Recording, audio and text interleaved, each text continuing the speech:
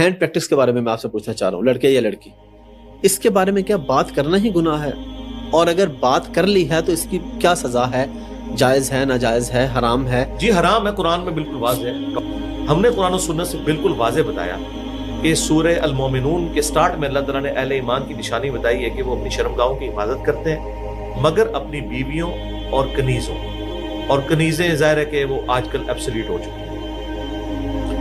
اور اللہ تعالیٰ نے ساتھ ہی فرمایا کہ جو اس کے علاوہ کوئی اور راستہ اختیار کرتا ہے وہ حد پھلانگنے والا ہے. اسی کیٹیگری میں یہ چیزیں فال کرتی ہیں. امام شافعی نے اسی آیت کو چیپٹر کی ہیڈنگ بنایا اور انہوں نے کتاب الام میں لکھا ہے کہ اس کے تحت یہ جو آپ نے ہینڈ پریکٹس والا مسٹربیشن، اسے انہوں نے حرام قرار دیا اس کے تحت. اس کے علاوہ بھی کئی اور دلائل ہیں قرآن و سنت میں، وہ میری ویڈیوز کے اوپر تفصیلی ریکارڈڈ ہے.